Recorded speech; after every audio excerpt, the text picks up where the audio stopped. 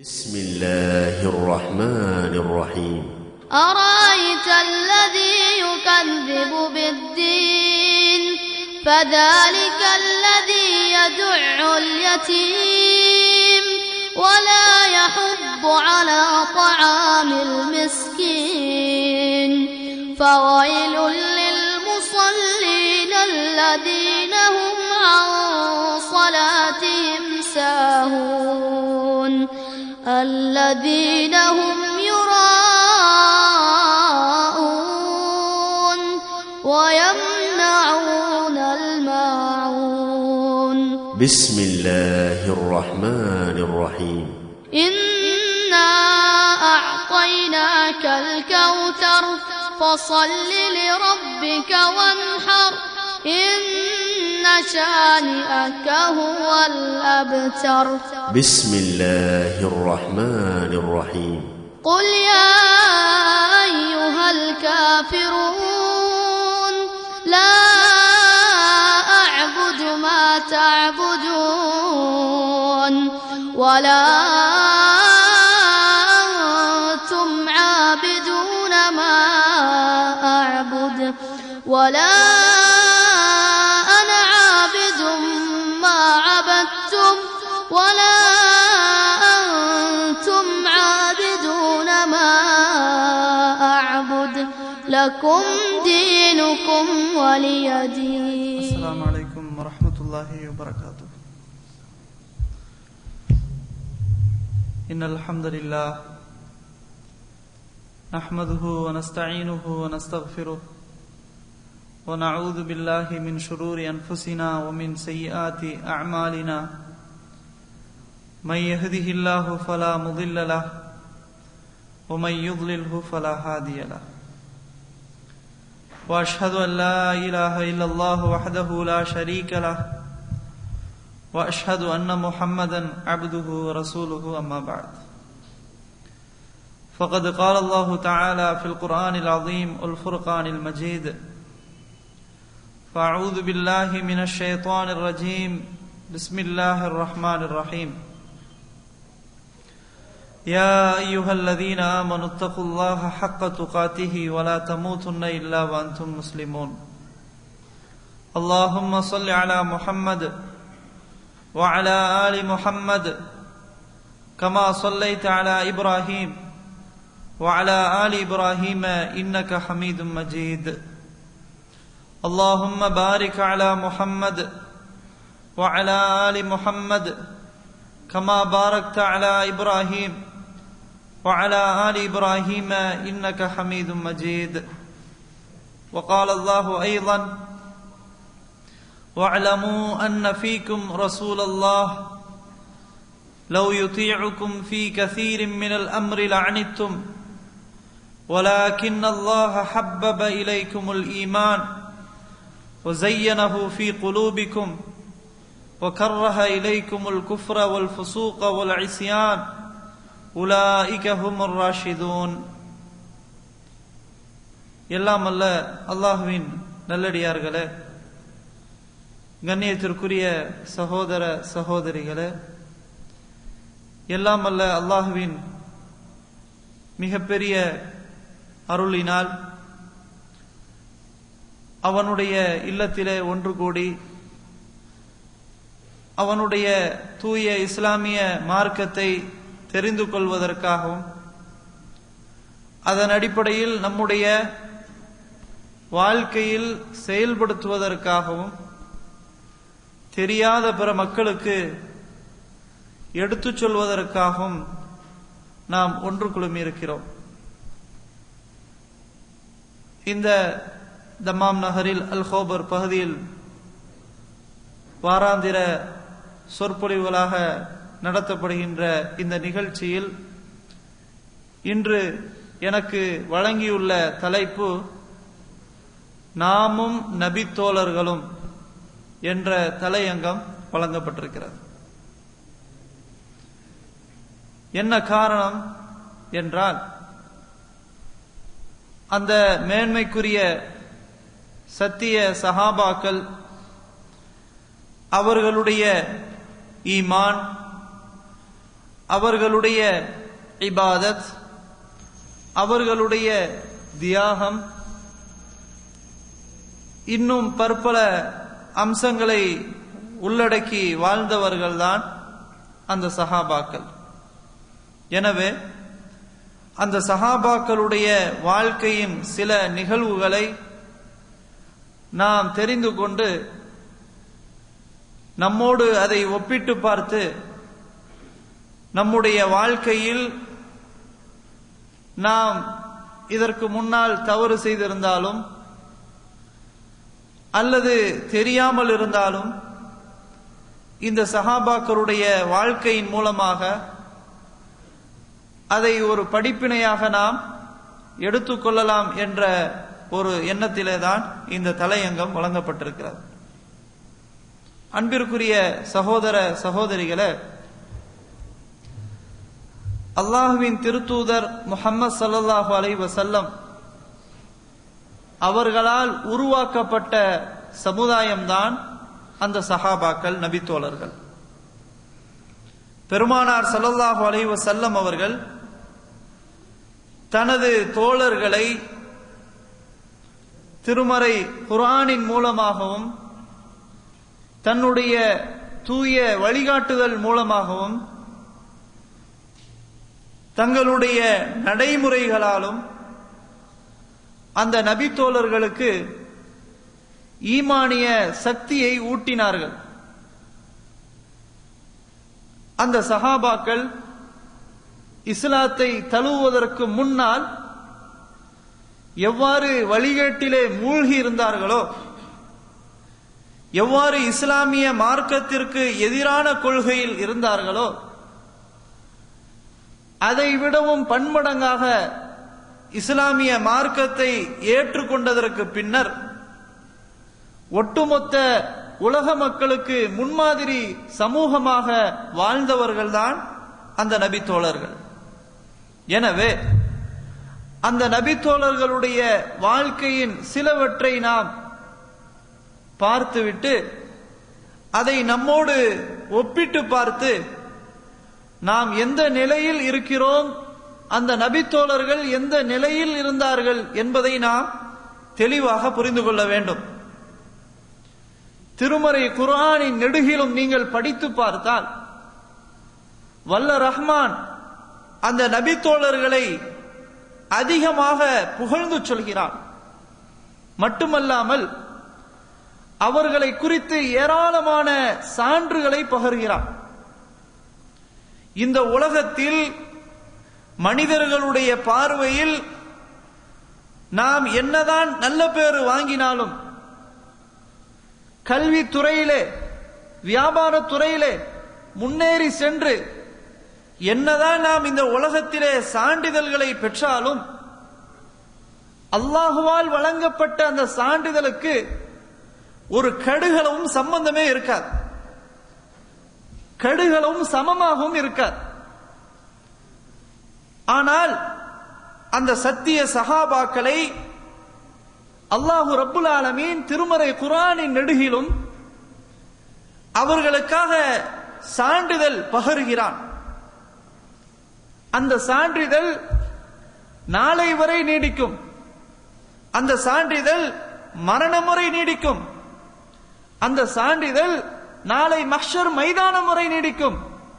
அப்படிப்பட்ட அழகான சான்றிதழ்களை அந்த சத்திய சஹாபாக்களுக்கு வல்ல ரஹ்மான் வழங்கி இருக்கிறான் என்றால் அந்த அளவிற்கு அவர்களுடைய வாழ்க்கை தூய்மையான வாழ்க்கையாக அமைந்தது.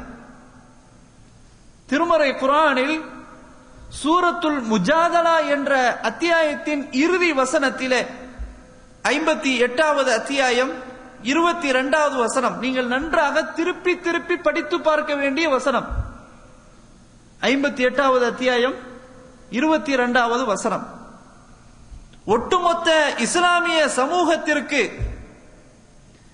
ஈமானை வலுவூட்டும் விதமாக இந்த உலகத்தில் ஒரு முஸ்லிம் எப்படி வாழ வேண்டும் என்பதை அழகான முறையிலே அல்லாஹு ரப்புல் ஆலமீன் விவரித்து சொல்கிறான். அந்த சஹாபாக்களை அல்லாஹ் அளவு கடந்து புகழ்ந்து சொல்கிறான். எப்படி சொல்கிறான்? லா தஜிது கௌமை யுமினூன பில்லாஹி வல் யௌமில் ஆகிர். அல்லாஹுவையும் மறுமை நாளையும் நம்பி இருக்கின்ற ஒரு கூட்டத்தை, யுவாத்தூன மன் ஹாத்தல்லாஹ வ ரசூலா, முஹம்மதே, எவர் அல்லாஹுக்கும் அல்லாஹுடைய தூதருக்கும் மாறு செய்கிறார்களோ, முரண்பட்டு நடக்கிறார்களோ, பகைவர்களாக எவர்கள் இருக்கிறார்களோ அவர்களை அல்லாஹுவையும் மறுமை நாளையும் நம்பி இருக்கின்ற ஒரு கூட்டம் நேசிப்பவர்களாக முஹம்மதே நீங்கள் பார்க்கவே முடியாது. அல்லாஹுவையும் அவனுடைய தூதரையும் நம்பி இருக்கின்ற விசுவாசித்திருக்கின்ற அந்த கூட்டம், அந்த சஹாபாக்கள், அல்லாஹுக்கும் அவனுடைய தூதருக்கும் யாரு மாறு செய்கிறார்களோ, யாரு பகைவர்களாக இருக்கிறார்களோ அவர்களை இவர்கள் நேசிப்பவர்களாக முஹம்மதே நீங்கள் பார்க்க முடியாது என்று அல்லாஹ் குறிப்பிடுகிறார். சுப்ஹானல்லாஹ். அப்ப அந்த சஹாபாக்களை அல்லாஹ் ரப்பல் ஆலமீன் எந்த அளவிற்கு சொல்கிறான் பாருங்கள். அவர்கள் அல்லாஹ்வையும் மறுமை நாளையும் நம்பி இருக்கின்ற ஒரு கூட்டம். அந்த அல்லாஹ்வையும் அல்லாஹ்வுடைய தூதரையும் மாறுபட்டு நடக்கக்கூடிய யாராக இருந்தாலும் அவர்களை இந்த சஹாபாக்கள் நேசிக்க மாட்டார்கள். சொல்லிட்டு அல்லாஹ் பட்டியல் போடுறான். வலவு கானு ஆபாகும். அந்த கூட்டத்தில் அல்லாஹுவையும் அல்லாஹ்வுடைய தூதரையும் பகைவர்களாக இருக்கிறார்களே, அந்த கூட்டத்தில் தன்னை பெற்றெடுத்த தந்தைமார்களாக இருந்தாலும் சரி நேசிக்க மாட்டார்கள். அவ் அபுனாகும், அல்லது தான் பெற்றெடுத்த பிள்ளைகளாக இருந்தாலும் சரியே. அவ் இஹ்வானகும், அல்லது தங்களுடைய உடன் பிறந்த சகோதரர்களாக இருந்தாலும் சரியே. அவ் அஷீரத்தகும், அல்லது தங்களுடைய ஒட்டுமொத்த குடும்பமாக இருந்தாலும் சரியே. சுப்ஹானல்லாஹ், அல்லாஹு அக்பர். அல்லாஹுக்கும் அல்லாஹ்வுடைய தூதருக்கும் மாறு செய்கின்ற அந்த கூட்டத்தில் தன்னை பெற்றெடுத்த தந்தையாக இருந்தாலும் சரி, தான் பெற்றெடுத்த உயிருக்கு உயிராக நேசிக்கக்கூடிய 10 மாதம் சுமந்து பெற்றெடுத்த தன்னுடைய ரத்தங்களாக திகழ்கின்ற தன்னுடைய வாரிசுகளாக இருக்கின்ற அந்த ரத்தங்களையும் தன்னுடைய குடும்பங்களையும் இந்த விஷயத்தில் அல்லாஹுக்கும் அல்லாஹ்வுடைய தூதருக்கும் மாறு செய்கின்ற விஷயத்தில் நேசிக்க மாட்டார்கள். தங்களுடைய உடன் பிறந்த சகோதரர்களாக இருந்தாலும் சரி, ஒட்டுமொத்தமாக தங்களுடைய குடும்பமாக இருந்தாலும் சரி, தன்னை பெற்றெடுத்த தந்தையாக இருந்தாலும் சரி, தான் பெற்றெடுத்த பிள்ளைகளாக இருந்தாலும் சரி, தங்களுடைய உடன் பிறந்த சகோதரர்களாக இருந்தாலும் சரி, தங்களுடைய குடும்பமாக இருந்தாலும் சரி, இந்த சஹாபாக்கள் இவர்களை அல்லாஹுக்கும் அல்லாஹ்வுடைய தூதருக்கும் மாறு செய்கின்ற அந்த விஷயத்திலே நேசிக்கவே மாட்டார்கள். என்ன காரணம்? ஏன் இப்படி என்றால், உலாயிக கதப ஃபீ குலூபிஹிமுல் ஈமான். இவர்கள் எப்படிப்பட்டவர்கள் தெரியுமா? அல்லாஹ் இவர்களுடைய உள்ளங்களில் ஈமானை பதிவு செய்து விட்டான். அல்லாஹ் அவர்களுடைய உள்ளங்களை ஈமானை பதிவு செய்து விட்டான். அதுதான் இந்த காரணம். அது மட்டுமல்ல, தான் கொண்டிருக்கின்ற அந்த ஈமானிலே உறுதியோடு இருக்கிறார்களே, தன்னுடைய வாழ்க்கையிலே அல்லாஹ் பெரியது என்று நினைக்கிறார்களே, அல்லாஹ் பெரியதா, மார்க்கம் பெரியதா, குடும்பம் பெரியதா என்று பார்த்தால் அந்த சஹாபாக்கள் அல்லாஹ் பெரியது என்று தேர்வு செய்தார்களே, அல்லாஹ்வுடைய மார்க்கம் பெரியது என்று தேர்வு செய்தார்களே, இப்படிப்பட்ட அந்த ஈமானுக்கு சொந்தக்காரர்கள் அல்லாஹ் எப்படி கொடுக்கிறான் என்றால், வஅய்யதஹும் பிரூஹிம் மின்ஹு, அல்லாஹ் தன்புறத்திலிருந்து அவர்களுக்கு ஒரு சக்தியை கொடுத்து வலுப்படுத்துகிறான். என்னுடைய தாய் எனக்கு பெரிதல்ல, என்னுடைய தந்தை எனக்கு பெரிதல்ல, என்னுடைய பிள்ளைகள் எனக்கு பெரிதல்ல, என்னுடைய குடும்பம் எனக்கு பெரிதல்ல, இவர்களை விடவும் அல்லாஹ் பெரியது, இவர்களை விடவும் அல்லாஹ்வுடைய மார்க்கம் பெரியது என்று அந்த சஹாபாக்கள் அவர்களுடைய ஈமானிலே வலுவாக இருந்தார்களே, உறுதியோடு இருந்தார்களே. இந்த நிலை நம்மோடு ஒப்பிட்டு பாருங்கள். கொஞ்சம் நல்ல யோசனை பண்ணி பாருங்க, இந்த விஷயத்துல நம்ம எப்படி இருக்கிறோம். அல்லாஹுக்கும் அல்லாஹுடைய தூதருக்கும் மாறு செய்யக்கூடிய ஒரு விஷயம் நம்முடைய குடும்பத்தில் நிகழ்ந்தால் அதற்கு கொஞ்சம் கூட நாம் ஒரு எதிர்ப்பு தெரிவிக்காமல், கொஞ்சம் கூட மார்க்கத்தை பற்றி எடுத்து சொல்லாமல் அவர்களை அப்படியே விட்டு விடுகிறோமே, அல்லாஹ்வுடைய மார்க்கத்தை எடுத்து சொல்லாமல் அவர்களை அப்படியே உதறி தள்ளுகிறோமே, இந்த நேரத்தை நாம் சிந்தித்து பார்க்க வேண்டும். இதுதான் நம்முடைய நிலை. ஆனால் அந்த சத்திய சஹாபாக்களுடைய நிலை, அல்லாஹுக்கும் அல்லாஹ்வுடைய தூதருக்கும் மாறு செய்தால் அந்த விஷயத்தில் அந்த குடும்பத்தை எதிர்த்து நின்றார்கள். இந்த இஸ்லாமிய மார்க்கத்தை தழுவுவதற்காக தன்னுடைய குடும்பத்திலிருந்து வெளியேற்றப்பட்டார்கள், தன்னுடைய சொத்துக்களை அப்படியே இழந்தார்கள், தன்னுடைய வீட்டை இழந்தார்கள், தான் வாழ்ந்த நாட்டை இழந்தார்கள், பட்டினியோடு வெளியே சென்றார்கள். அல்லாஹ்வுடைய மார்க்கத்தை தன்னுடைய வாழ்க்கையை கொண்டு வருவதற்காக, அல்லாஹ்வுடைய மார்க்கத்தை வாழ்வியலாக ஏற்றுக்கொள்வதற்காக, ஏற்றுக்கொண்ட அந்த இஸ்லாமிய மார்க்கத்தை தக்க வைப்பதற்காக நாடு விட்டு நாடு சென்றார்கள் அந்த சஹாபாக்கள். நம்ம எந்த நிலையில இருக்கிறோம்? அல்லாஹ் நமக்கு எவ்வளவு அழகான ஒரு வாய்ப்பை தந்திருக்கிறான்.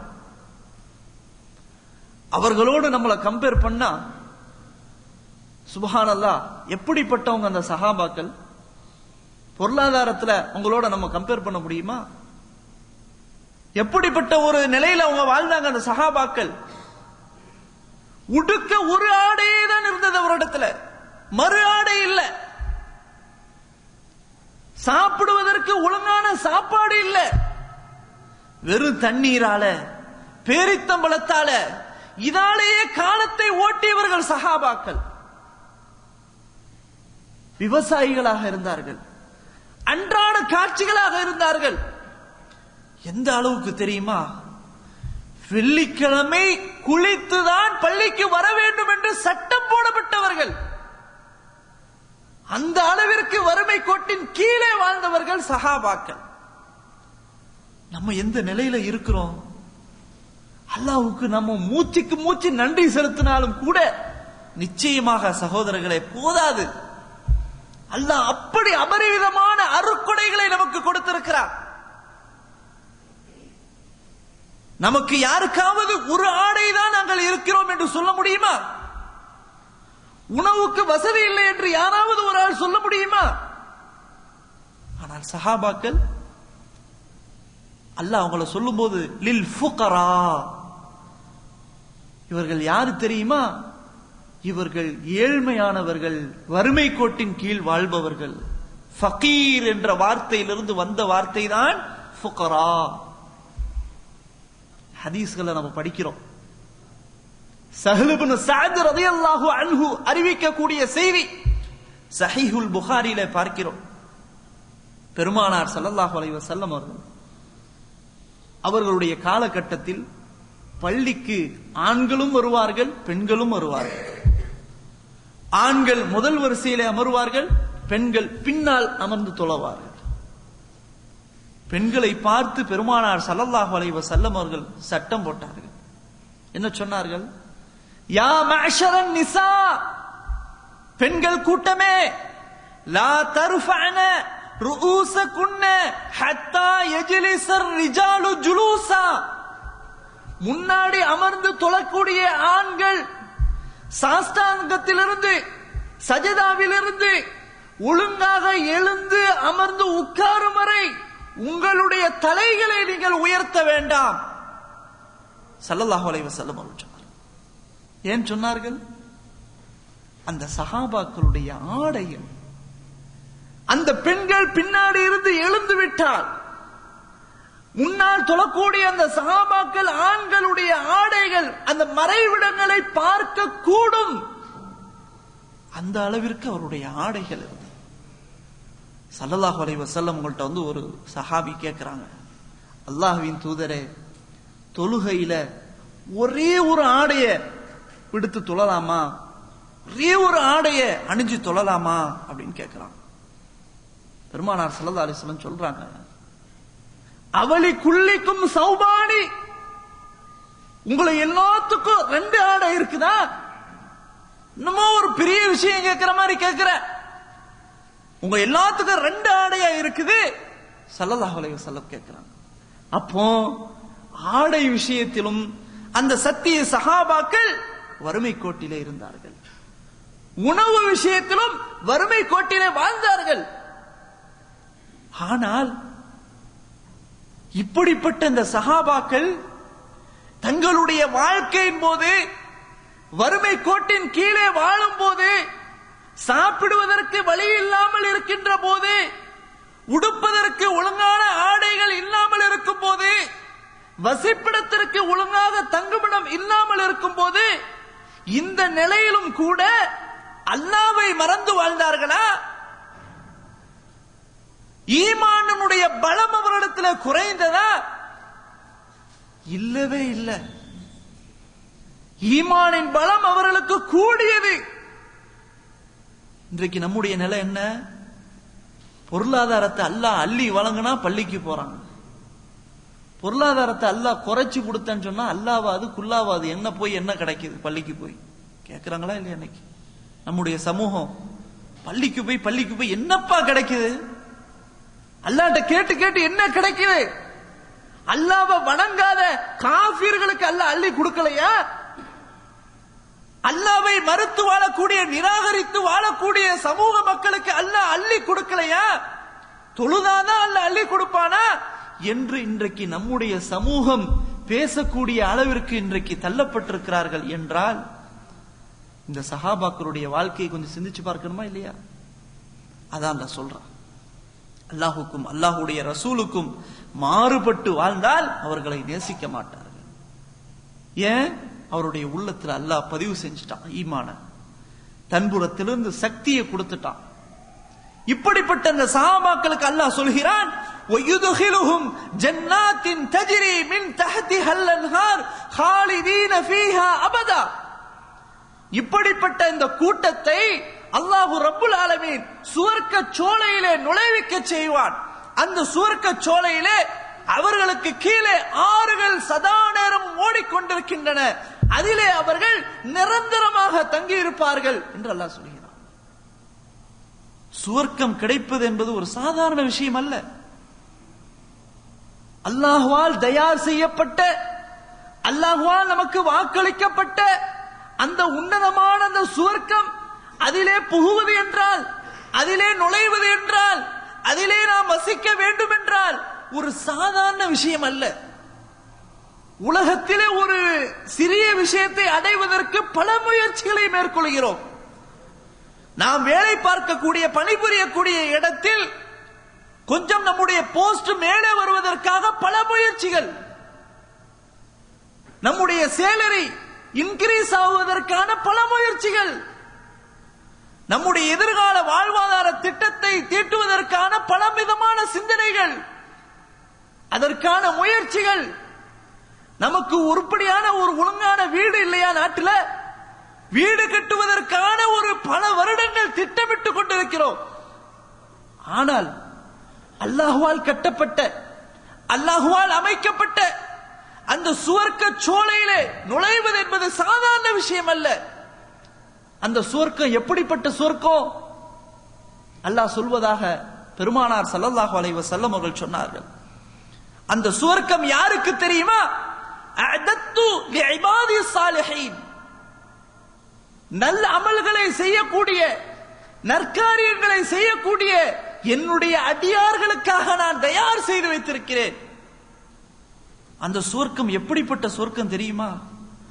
மாலா ஐனுன் ரஅத் வலா உதுனுன் சமிஅத் வலா خطر على قلب بشر, எந்த கண்ணும் கண்டிராத, எந்த காதும் கேட்டிராத, எந்த மனிதனுடைய உள்ளமும் கற்பனை செய்திராத ஒரு சுவர்க்கம் தான் அந்த சுவர்க்கம். அல்லாஹ் அக்பர். கற்பனைக்கே எட்டாது. அங்க போனா ஒவ்வொன்றுமாக ஆச்சரியமாக இருக்கும். அப்படிப்பட்ட சுவர்க்க சோலைக்கு இந்த சஹாபாக்களுக்கு உத்தரவிட்டு உத்தரவாதம் கொடுத்து இவர்களை சுவர்க்க சோலையிலே நுழைவிக்க செய்வேன், அதிலே அவர்கள் நிரந்தரமாக இருப்பார்கள். அடுத்து சொல்றான் அல்லாஹ், ரலியல்லாஹு அன்ஹும் வ ரது அன்ஹு. அல்லாஹு அக்பர். இப்படிப்பட்ட இந்த கௌமை, இப்படிப்பட்ட இந்த கூட்டத்தை அல்லாஹ்வாகிய நான் அவர்களை பொருந்திக் கொண்டேன், திருப்தி அடைந்தேன். அவர்களும் என்னை திருப்தி அடைந்தார்கள். அல்லாஹு அக்பர். இன்றைக்கு ஒவ்வொருவரும் மனிதர்களுடைய திருப்தியை பெற்றுவிடலாம். நல்ல முறையில் நடப்பதாக நாடகம் ஆடி இந்த சமூகத்திலே நற்சான்றிதழ்களை பெறலாம், திருப்திகளை பெறலாம். நம்முடைய குடும்பத்தினரும் திருப்தியை பெறலாம், நம்முடைய நண்பர்களும் திருப்தியை பெறலாம். இந்த உலகத்தையே படைத்து, இந்த உலகத்தையே நிர்வாகம் செய்து, அந்த மறுமை நாளில் தீர்ப்பளித்து சுவர்க்கம் நரகம் போகக்கூடிய அந்த ஒரு நிலையை ஏற்படுத்தி தரக்கூடிய வல்ல நாயனுடைய திருப்தி சாதாரண திருப்தியா? அதை எடை போட முடியுமா? அல்லாஹ்வுடைய திருப்தியை மனிதர்களோட திருப்தியாக கம்பேர் பண்ண முடியுமா? சுப்ஹானல்லாஹ். அல்லாஹ்வுடைய திருப்தி அந்த சஹாபாக்களுக்கு இருந்தன. அதனால தான் அந்த சஹாபாக்களுடைய பெயர்களை சொல்லும் போது வெறுமனே உமர் சொன்னார், அபூபக்கர் சொன்னார் என்று சொல்லாமல் உமர் ரலியல்லாஹு அன்ஹு சொன்னார்கள், அபூபக்கர் ரலியல்லாஹு அன்ஹு சொன்னார்கள் என்று ஒவ்வொரு சஹாபாக்களுடைய பெயர்களை உச்சரிக்கும் போது அல்லாஹ் அவர்களை பொருந்திக் கொண்டானாக, அல்லாஹ் அவர்களை திருப்திக் கொள்வானாக என்று அடைமொழி பிரார்த்தனையோடு சொல்கிறோம் என்றால் அல்லாஹ் கொடுக்கின்ற வாக்குறுதி. எனவே இப்படிப்பட்ட இந்த தோழர்களுக்கு அல்லாஹ் கடைசியில இறுதியாக ஒரு சான்றிதழ் வழங்குகிறான். என்ன சான்றிதழ் தெரியுமா? உலாயிக ஹிஸ்புல்லாஹ், இவர்கள் தான் அல்லாஹ்வினுடைய படையினர்கள். அலா, மக்களே அறிந்து கொள்ளுங்கள், இன்ன ஹிஸ்பல்லாஹி ஹுமுல் முஃப்லிஹூன், அல்லாஹ்வினுடைய படையினர்கள் தான் வெற்றி பெற்றவர்கள் என்று அல்லாஹ் அந்த வசனத்துல முடிக்கிறான். சுப்ஹானல்லாஹ். அல்லாஹ் எவ்வளவு பெரிய சான்றிதழ். அல்லாஹ்வுடைய படை. இவங்க யாரு? அல்லாஹ்வுடைய பட்டாளம், அல்லாஹ்வுடைய கூட்டம் என்று அல்லாஹ் வர்ணிக்கிறான். இந்த அல்லாஹ்வுடைய படையினர்கள் தான் வெற்றி பெற்றவர்கள் என்று அல்லாஹ் சான்றிதழ் பகர்கிறான் என்றால் நம்முடைய வாழ்க்கையை நாம் கொஞ்சம் சிந்தித்து பார்க்க வேண்டும். ஏனோ தானோ என்று நாம் வாழ்கிறோம். இஸ்லாமிய மார்க்கம் நமக்கு கிடைத்த அந்த வழி ஒரு சுலபமான வழியாக கிடைத்த காரணத்தினால் உண்மையான அந்த தத்ரூபத்தை, யதார்த்த வாழ்க்கையை நாம் புரியாமல் வாழ்கிறோம். எத்தனையோ நபிமார்களுடைய குடும்பத்திற்கு அந்த அல்லாஹ்வினுடைய ஹிதாயத் கிடைக்காமலே இறந்தார்கள். நூஹ் நபி அலைஹிஸ்ஸலாம் அவர்களுடைய அன்பு புதல்வர் இறைவனை ஏற்றுக்கொள்ளவில்லை. இப்ராஹிம் அலைஹிஸ்ஸலாம் அல்லாஹ்வினுடைய கலீல், அல்லாஹ்வினுடைய நண்பர், அவர்களுடைய அன்பு தந்தை இந்த ஹிதாயத்தை அடையவில்லை. இப்படியே ஏராளமான நபிமார்களுடைய குடும்பம் இந்த இஸ்லாம் என்ற அந்த கொள்கையை, அந்த ஏகத்துவ கொள்கையை தங்களுடைய வாழ்வியலாக ஏற்றுக்கொள்ளாமல் எத்தனையோ பேர் இந்த தீனை இழந்தார்கள். ஆனால் அல்லாஹ் ரப்புல் ஆலமீன் நமக்கு இந்த தீனை தந்து அந்த தீனிலே நம்மை வாழ வைத்து சுவர்க்கத்திற்காக அல்லாஹ் நமக்கு தேர்வு செய்து சுவர்க்கத்தின் பக்கம் வாருங்கள் என்று அழைப்பு கொடுத்து அந்த நரகத்தின் பக்கம் போக வேண்டாம் என்ற கட்டளை அல்லாஹ் பிறப்பித்து இப்படி நம்மை தேர்வு செய்திருக்கிறான் என்றால் அல்லாஹ்வினுடைய அந்த தேர்வினுடைய அந்த தாத்பரிகத்தை, உண்மையான யதார்த்த அந்த சக்தியை நாம் புரியாமல் காரணத்தினால தான் ஷைத்தான்களுடைய வழிகளில் நாம் போய் கொண்டிருக்கிறோம். ஆனால் அந்த சஹாபாக்கள் உண்மையிலே அவர்கள் அந்த ஹிதாயத்தை புரிந்தார்கள். இந்த உலக அற்ப வாழ்க்கை என்று புரிந்தார்கள். இந்த உலக வாழ்க்கை நிம்மதியற்ற வாழ்க்கை, இந்த உலக வாழ்க்கை நிலையற்ற வாழ்க்கை, ஆகிரத் என்ற மறுமை வாழ்க்கை தான் நிம்மதியான வாழ்க்கை மட்டுமில்லாமல் அதுதான் நிலையான வாழ்க்கை என்று புரிந்து வாழ்ந்தார்கள் சஹாபாக்கள். அன்பிற்குரிய சகோதரர்களே, சஅத் இப்னு அபி வக்காஸ் ரலியல்லாஹு அன்ஹு என்ற நபித்தோழர் உங்களுக்கு தெரியும். எப்படிப்பட்ட நபித்தோழர்? ஆரம்ப காலகட்டத்தில் இஸ்லாமிய மார்க்கத்தை ஏற்ற அந்த நபித்தோழர். அவருக்காக பிரத்யேகமாக பெருமானார் ஸல்லல்லாஹு அலைஹி வஸல்லம் அவர்கள் சொன்னார்கள், இறைவனிடத்திலே பிரார்த்தனை செய்தார்கள், இஸ்தஜிப் லி சஅத் இதா தஆக. இறைவா, இந்த சஅதுக்கு நீ பதிலளி. அவர் உன்னிடத்திலே பிரார்த்தனை செய்தால் அந்த பிரார்த்தனைக்கு பதிலளி என்று பெருமானார் ஸல்லல்லாஹு அலைஹி வஸல்லம் அவர்கள் பிரத்யேகமாக துஆ செய்தவர்கள் தான் சஅத் இப்னு அபி வக்காஸ் ரலியல்லாஹு அன்ஹு. வரலாற்று ஆசிரியர்கள் அவர்களுக்கு ஒரு அடைமொழி பெயராக முஸ்தஜாபு தஅவா என்று சொல்வார்கள். துஆவுக்கு பதிலளிக்கப்படக்கூடிய ஒரு நபர் என்று வரலாற்று ஆசிரியர்கள் குறிப்பிடுவார்கள். இந்த சஅத் இப்னு அபி வக்காஸ் ரலியல்லாஹு அன்ஹு இவர்கள் பல போர்களில், யுத்தங்களில் கலந்தவர்கள், நிறைய தியாகங்களை செய்தவர்கள், ஆரம்ப காலகட்டத்திலே இஸ்லாத்தை ஏற்றவர்கள். இந்த சஹாபி இஸ்லாமிய மார்க்கத்தை ஏற்றதற்கு பிறகு அவர்களுடைய தாயார், வயது முதிர்ந்த தாயார், இணை வைப்பு கொள்கையில இருக்கிறார்கள். இவரோ ஏகத்துவ கொள்கை, ஓரிரை கொள்கையில இருக்கிறார்கள். ஆனால் அந்த தாயார், வயது முதிர்ந்த அந்த தாயார் சொல்கிறார், சத்தியமிட்டு சொல்கிறார், ஹலஃபத் உம்மு சஅத் அல்லா துகல்லிமஹு அபதா ஹத்தா யக்ஃபுர பிதீனிஹி. மகனே, நான் சத்தியமிட்டு சொல்கிறேன், நீ ஏற்றுக்கொண்ட இந்த முஹம்மதினுடைய மார்க்கத்திலிருந்து பின்வாங்கும் வரை நான் உன்னோடு பேச மாட்டேன். மட்டுமல்ல, வலா தஅகுல வலா தஷ்ரப, நான் உணவு உட்கொள்ளவும் மாட்டேன், ஒரு பச்சை தண்ணீரும் குடிக்க மாட்டேன். எதுவரை? அந்த மார்க்கத்திலிருந்து நீ நிராகரித்து பின்வாங்கி நம்முடைய முன்னோர்களுடைய மார்க்கத்திற்கு நீ வரும் வரை என்று சத்தியமிட்டு சொல்கிறார். கொஞ்சம் நல்ல யோசனை பண்ணி பாருங்க. வயது முதிர்ந்த தாயார், அந்த தாயினுடைய அருமை பிள்ளைகளுக்கு தெரியும். எந்த அளவிற்கு கஷ்டப்பட்டு பெற்றெடுத்தார்கள். இந்த நிலையில் வயது முதிர்ந்த நிலை எப்படி இருக்கிறது என்பதும் எல்லோருக்கும் தெரியும். இந்த சஅத் இப்னு அபி வக்காஸ் ரலியல்லாஹு அன்ஹு என்ன முடிவை எடுப்பார்கள்? இன்னும் சொன்னார்கள் அவருடைய தாயார், காலத் ஜஅம்த அன்னல்லாஹ வஸ்ஸாக பிவாலிதைக் வ அன உம்முக் வ அன ஆமுருக பிஹாதா. நீ சொல்லக்கூடிய இறைவன் தான் பெற்றோர்களுக்கு பணிவிடை செய்ய வேண்டும் என்று சொல்கிறானா இல்லையா? நான் உன்னுடைய தாய், நான் உனக்கு இதை ஏவுகிறேன், நீ உன்னுடைய மார்க்கத்திலிருந்து பின்வாங்கி வா. இல்லை என்றால் சாப்பிட மாட்டேன், பச்சை தண்ணீர் குடிக்க மாட்டேன், உன்னோடு நான் பேச மாட்டேன். என்ன செய்தார்கள்? சஅத் இப்னு அபி வக்காஸ் ரலியல்லாஹு அன்ஹு கொள்கையை மாற்றிக்கொண்டார்களா? தாயினுடைய பேச்சுக்கு மயங்கினார்களா? தாயினுடைய அந்த உச்சகட்ட வார்த்தைகளுக்கு இறங்கி போனார்களா? மடங்கி போனார்களா என்றால் இல்லை.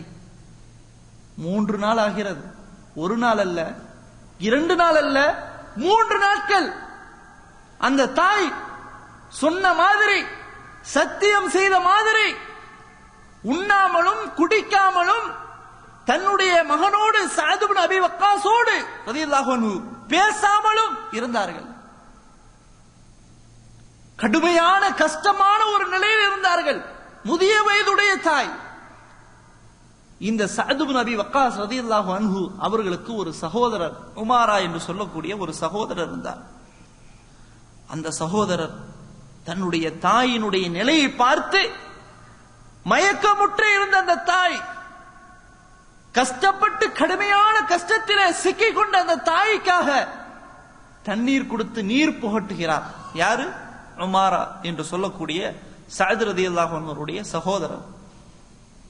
இந்த கட்டத்திலும் கூட சஅத் இப்னு அபி வக்காஸ் ரலியல்லாஹு அன்ஹு அவர்கள் கொஞ்சம் கூட தாய் என்று பாராமல், தன்னுடைய தாய் கஷ்டப்பட்டு வளர்த்தார்களே, தன்னுடைய தாய் கஷ்டப்பட்டு தன்னை பெற்றெடுத்தார்களே, தன்னுடைய தாய் தன்னை தன்னுடைய குஞ்சு போல ஒரு எறும்பு கூட கடிக்க விடாமல் நம்மை பாதுகாத்தார்களே என்ற நிலையெல்லாம் அந்த சஹாபிக்கு கொஞ்சம் கூட இல்லை, கொஞ்சம் கூட இரக்கம் இல்லை. என்ன காரணம்? நாம் அல்லாஹ்வுடைய மார்க்கத்தை ஏற்றிருக்கிறோம். இது அல்லாஹ்வினுடைய மார்க்கம். நானாகவா தாயினுடைய வயிற்றுக்குள் புகுந்தேன்? நானாகவா புகுந்தேன்? அல்லாஹ்வினுடைய ஏற்பாடு. அல்லாஹ் எனக்கு உணவளித்தான். இந்த வானத்தை படைத்தது, இந்த பூமியை படைத்தது, இந்த பூமியை சர்வதிகாரம் செய்வது, இந்த காற்றை தந்தது அல்லாஹ் என்று இருக்கும் போது அல்லாஹ்வை விட என்னுடைய தாய் பெரிதா என்பதைத்தான் ஒப்பிட்டு பார்த்தார்கள். அந்த கடுமையான கஷ்டத்தில் உச்ச கட்டத்திலே இருக்கும் போது கூட தாய் மீது கொஞ்சம் கூட அவர்களுக்கு இரக்கம் இல்லை. ஏன்? ஏற்றிருக்கக்கூடிய மார்க்கம் அல்லாஹ்வினுடைய தூய்மையான மார்க்கம். தாயே சொல்கிறார்கள், தாயே நீங்கள் ஒரு கால் இப்படியே இருந்து ஒரு தடவை அல்ல, 2 தடவை அல்ல, இது போன்ற ஒரு நிலை, ஒரு தடவை இறந்து ஒரு தடவை உயிர்ப்பித்து, இது இந்த நிலை 100 முறை மாறினாலும் கூட அல்லாஹ்வினுடைய மார்க்கத்திலிருந்து நான் சற்றும் விலகி வர மாட்டேன் என்று சொன்னார்கள் சஅத் இப்னு அபி வக்காஸ் ரலியல்லாஹு அன்ஹு. சுப்ஹானல்லாஹ். கொஞ்சம் சிந்திச்சு பாருங்க, நம்முடைய நிலையை கொஞ்சம் ஒப்பிட்டு பாருங்க. தாய்க்காக, தன்னுடைய குடும்பத்திற்காக, தன்னுடைய மனைவிக்காக, தன்னுடைய கணவருக்காக அல்லாஹ்வினுடைய மார்க்கத்தை விட்டு கொடுக்கக்கூடிய ஒரு தன்மை நம்மிடத்தில் இருக்குதா இல்லையா? தௌஹீத் என்று நல்ல பேசுவான். திருமணம் என்று வந்துவிட்டால் பெண் வீட்டாரிடமிருந்து வரதட்சணை வாங்குவான். திருமணம் என்று வந்துவிட்டால் மாலை அணிந்து இஸ்லாமிய மார்க்கம் எப்படி அதை கூடாது என்று சொல்கிறதோ அந்த முறைப்படி திருமணம் செய்வான். மனைவிக்காக தன்னுடைய தாயை துச்சமாக மதிப்பான். தன்னுடைய தாய்க்காக மனைவியை துச்சமாக மதிப்பான் என்ற நிலை நம்மிடத்தில் இருக்குதா இல்லையா? கொண்ட கொள்கையிலே ஒரு உறுதிப்பாடு இருக்கிறதா இல்லையா? நாளுக்கு நாள் அது அப்படியே குறைந்து கொண்டுதான் வருகிறது. ஈமானுடைய வலு குறைந்து கொண்டு வருகிறது. ஆனால் இந்த சஹாபாக்களுடைய வாழ்க்கை, அவர்களுடைய ஈமான் சற்றும் குறையாமல் இருந்தன. தன்னுடைய தாய் என்று கூட பாராமல், தன்னுடைய தாய் பெரிதா அல்லாஹ் பெரிதா என்பதைத்தான் அந்த சஅத் இப்னு அபி வக்காஸ் ரலியல்லாஹு அன்ஹு அவர்கள் பார்த்தார். இந்த நேரத்திலே அந்த உமாரா என்று சொல்லக்கூடிய அவர் தாய்க்காக வேண்டி மயக்கமுற்ற அந்த நிலையில் நீர் புகட்டும் போது சஅத் இப்னு அபி வக்காஸ் ரலியல்லாஹு அன்ஹு அவர்கள் வருகிறார்கள். வரும்போது அந்த தாய் என்ன செய்தார்கள் தெரியுமா? ஃபஜஅலத் ததுஉ அலா சஅத்.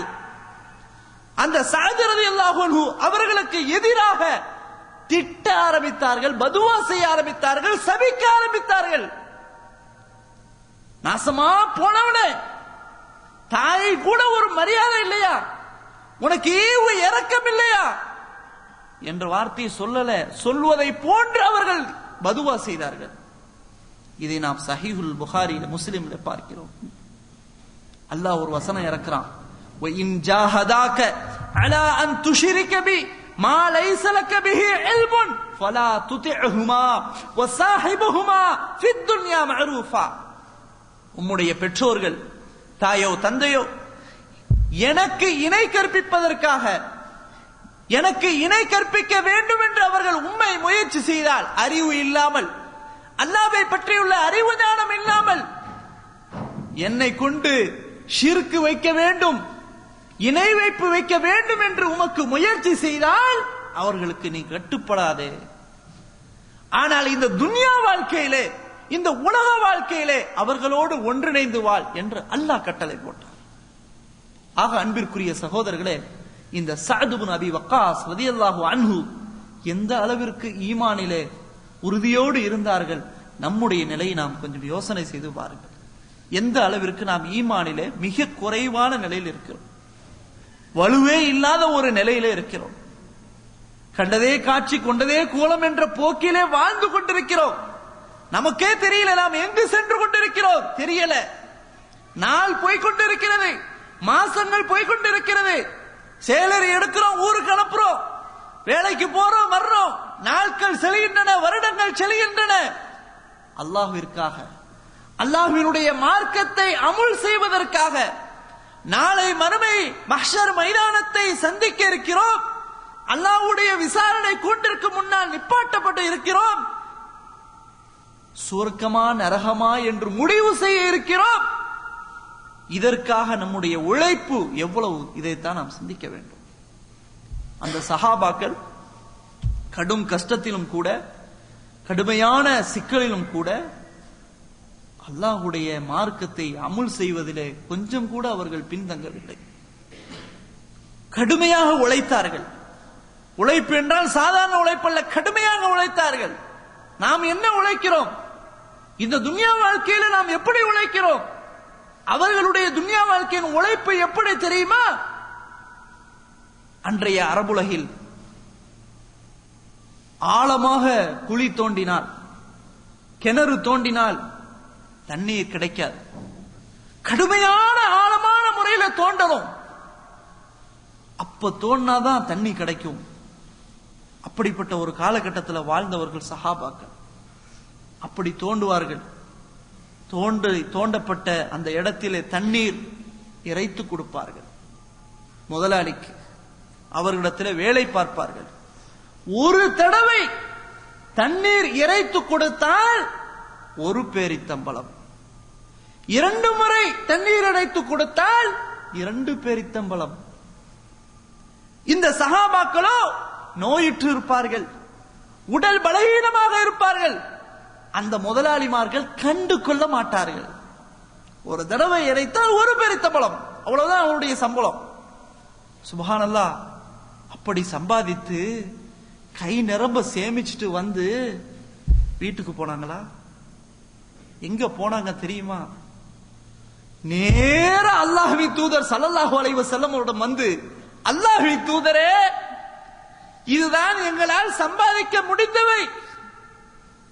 ஆனால் எங்களை விட கடுமையான வறுமையிலே சிக்கி வாழக்கூடியவர்கள் இருக்கிறார்கள், கண் தெரியாதவர்கள் இருக்கிறார்கள், கால் சரியில்லாத ஊனமுற்றவர்கள் எத்தனையோ பேர் இருக்கிறார்கள். அல்லாஹ்வின் தூதரே, அவர்களுக்கு அள்ளி கொடுங்கள் இதிலிருந்து என்று சொல்வார்கள். நாயகம் ஸல்லல்லாஹு அலைஹி வஸல்லம் அதிலிருந்து பகுதியை வாங்கி அதை அல்லாஹ்வுடைய பாதையில செலவு செய்வார்கள். மீதமுள்ள அந்த பகுதியை உன்னுடைய குடும்பத்திற்கு கொண்டு செல் என்று சொல்வார்கள். இந்த காட்சியை நயவஞ்சகர்கள், முனாஃபிகீன்கள் பார்த்து ஏளனம் கிண்டல் செய்கிறார்கள். பாருங்களேன் முஹம்மதுடைய தோழர்களை எப்படி சம்பாதிச்சு கொடுக்கிற லட்சணத்தை பார்த்தீர்களா? ஒரு பேரித்தம்பளத்தை கொண்டு வந்து இதை கொடுங்களேன் என்று தர்மம் செய்கிறார்களாம். தர்மத்தினுடைய லட்சணத்தை பார்த்தீங்களா என்று ஏளனம் செய்தார்கள். அந்த சஹாபாக்கள் எப்படி கவலைப்பட்டிருப்பார்கள். கடுமையான கஷ்டத்திலே உழைப்பிலே கை நிரம்ப சம்பாதித்து வந்து அதையும் கூட தனக்காக கொண்டு செல்லாமல் அல்லாஹ்வுடைய பாதையில கொண்டு சென்றார்களே, அப்படிப்பட்ட அந்த தோழர்களுடைய உள்ளம் எவ்வளவு கவலைப்படும். அல்லாஹ் வசனத்தை இறக்கிறான். அந்த கவலையை போக்கும் விதமாக அல்லாஹ் வசனத்தை இறக்கிறான். முஹம்மதே, நீங்கள் சொல்லிவிடுங்கள், அந்த நயவஞ்சகர்கள் சொல்லிவிடுங்கள், ஃபயஸ்கரூன மின்ஹும், இந்த தோழர்களை பார்த்தவர்கள் கேலி கிண்டல் செய்கிறார்கள். சஹிரல்லாஹு மின்ஹும், அவர்களை அல்லாஹ் கேலி செய்வான். வலஹும் அதாபுன் அலீம், அவர்களுக்கு கடுமையான வேதனை உண்டு, அறிவிப்பீராக என்று அல்லாஹ் அவர்களுடைய கவலையை போக்கும் விதமாக வசனங்களை இறக்கிறார். என்ன காரணம்? நம்ம என்ன சம்பாதிக்கிறோம், நம்ம என்ன தர்மம் செய்யறோம்? அந்த சஹாபாக்கள் எப்படி சம்பாதித்தார்கள், எப்படி தர்மம் செய்தார்கள்? அவர்களுடைய தியாகம் நாம் செய்கின்ற தியாகத்துக்கு ஒப்பிட முடியுமா? கொஞ்சம் கூட அவர்களுடைய பக்கத்தில் நிற்கவே முடியாது. அப்படிப்பட்ட தியாகங்களை செய்தவர்கள்.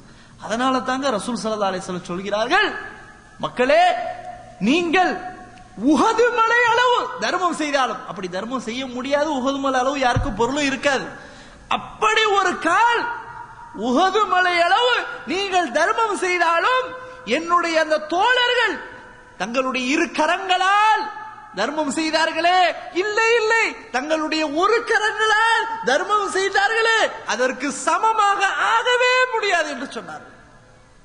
அப்படிப்பட்ட தர்மம் செய்தவர்கள் சஹாபாக்கள். அல்லாஹ்வின் தூதர் ஸல்லல்லாஹு அலைஹி வஸல்லம் தர்மம் செய்யறத தூண்டுனாங்கன்னு சொன்னா, அதை பற்றியுள்ள நன்மை எடுத்து சொன்னாங்கன்னு சொன்னா, அந்த சஹாபாக்கள் எப்படி இருந்தாங்க தெரியுமா? சொன்னார்கள், குன்னா நுஹாமிலு அஸ்ஸூக், நாங்கள் கடை வீதிக்கு சென்று சுமை கூலிகளாக வேலை பார்த்தோம். சுமை கூலிகளாக வேலை பார்த்தார்கள், கூலி வேலை பார்த்தவர்கள் சஹாபாக்கள். ஏன்? அதை சம்பாதிச்சு அதை அல்லாஹ்வுடைய பாதையில தர்மம் செய்யணும். சுப்ஹானல்லாஹ், எப்படிப்பட்ட ஒரு பக்குவமான நிலை! என்ன காரணம்? நமக்கு மறுமை வேணும், மறுமையில நமக்கு நன்மை வேணும். அல்லாஹ்விடத்துல நல்ல முறையில நாம அந்த கேள்விகளுக்கு பதில் சொல்லி சொர்க்க சோலையில பிரவேசிக்கணும். இதுதான் அவர்களுடைய எண்ணம்.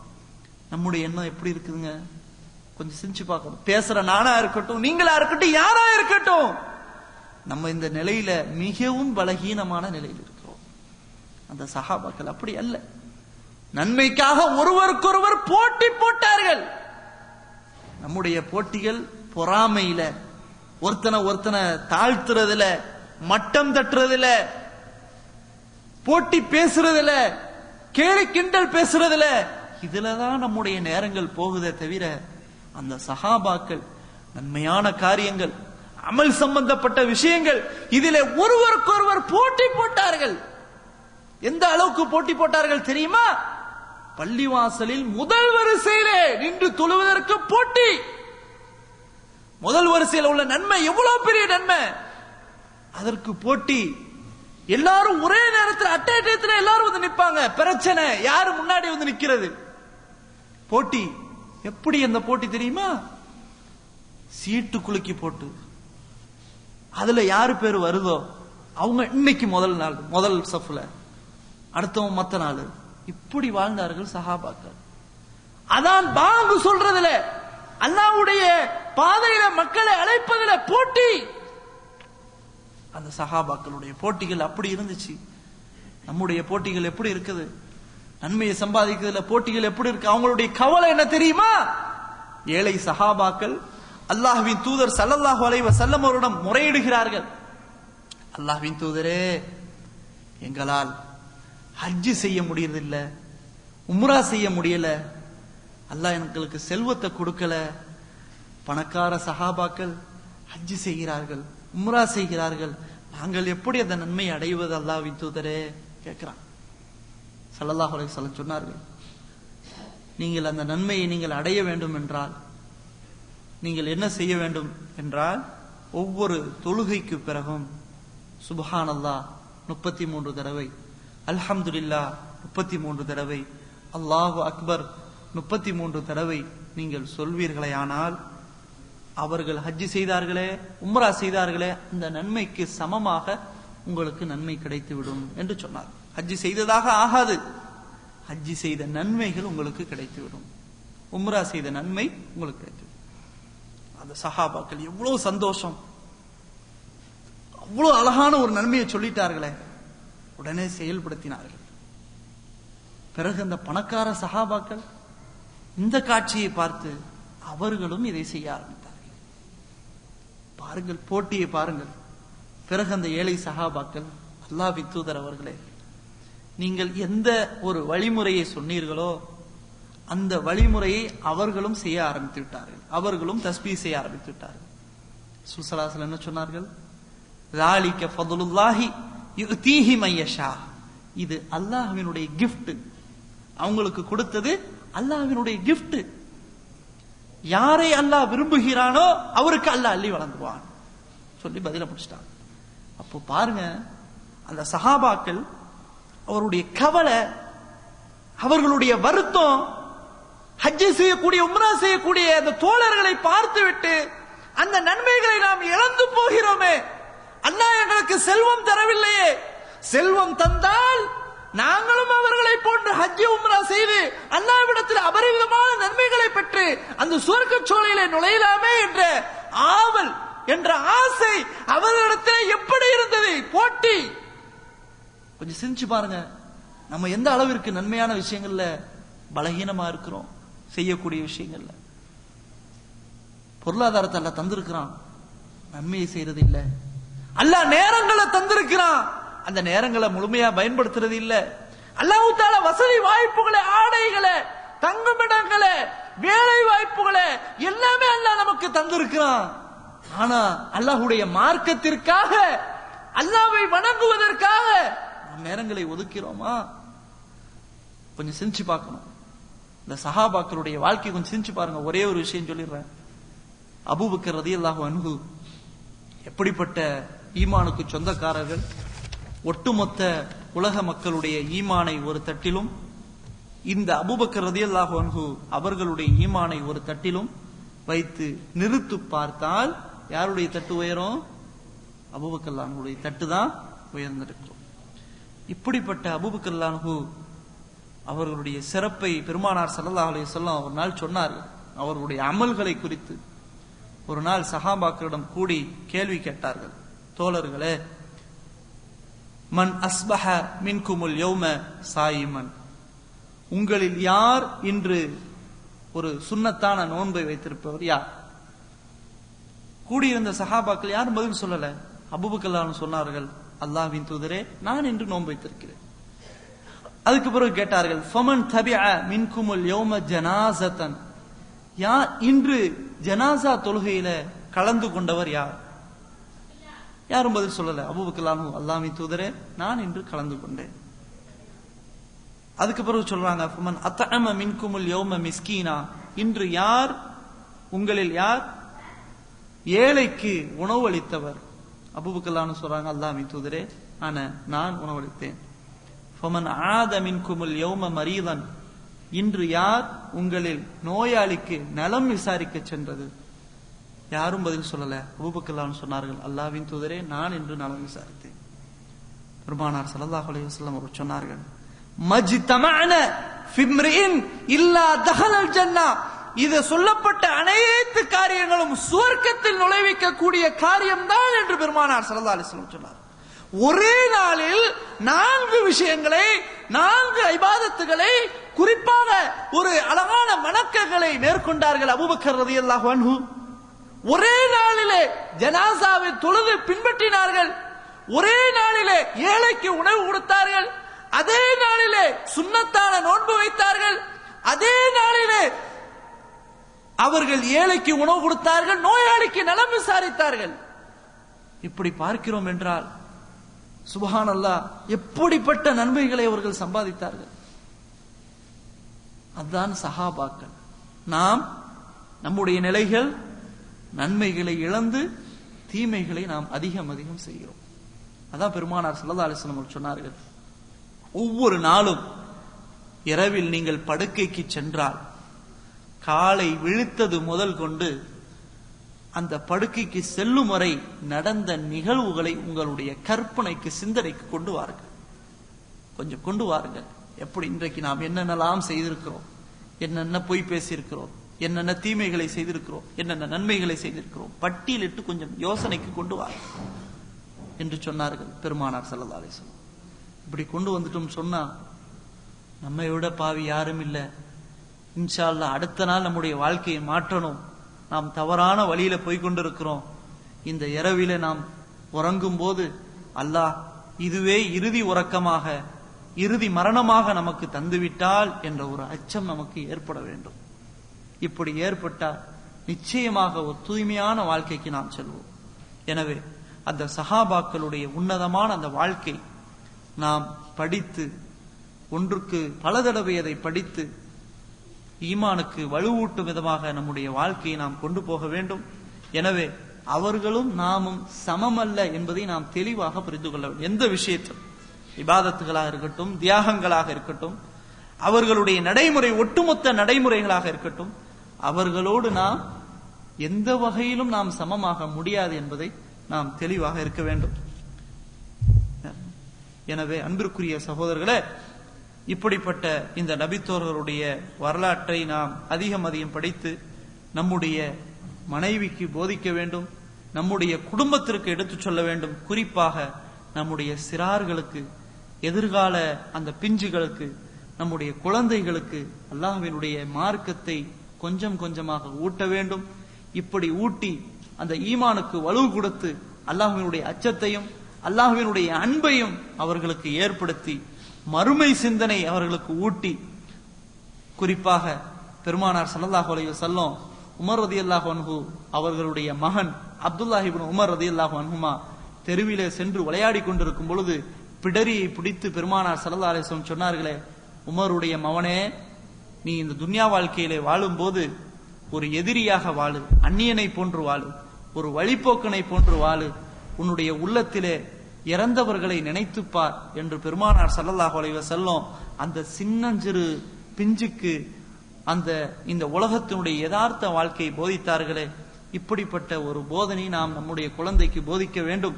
வெறுமனையே நம்முடைய குழந்தைக்கு சம்பாதிக்க வேண்டும், டாக்டர் படிக்க வேண்டும், இன்ஜினியராக வேண்டும் என்று போதிப்பதோடு நிறுத்தி விடாமல் அல்லாஹ்வை பற்றியும் நாம் எடுத்துச் சொல்ல வேண்டும். இந்த உலக வாழ்க்கையும் வேண்டும், அதைவிட மறுமை வாழ்க்கையுடைய லட்சியமும் நமக்கு வேண்டும் என்ற அந்த உண்மை செய்தியை இரண்டையும் சேர்த்துதான் நம்முடைய குழந்தைகளுக்கு போதிக்க வேண்டும். இப்படி போதித்து நிச்சயமாக நம்முடைய வாழ்க்கையில அந்த நபித்தோழர்கள் வாழ்வு தரும் படிப்பினைகளை நாம் பெற்று மறுமையிலே அந்த சொர்க்க சோலையிலே நுழைவிக்கக்கூடிய பாக்கியத்தை வல்ல ரஹ்மான் எனக்கும் உங்களுக்கும் நம் சமுதாய மக்களுக்கும் ஆக்கி தந்தல் புரிவானாக என்று கூறிக்கொண்டு இத்தோடு இந்த நிகழ்ச்சியை நிறைவு செய்து கொள்கிறோம். ஆகிர் தாவானா அல்ஹம்துலில்லாஹி ரப்பில் ஆலமீன். வஸ்ஸலாமு அலைக்கும் வரஹ்மத்துல்லாஹி வபரகாத்துஹு.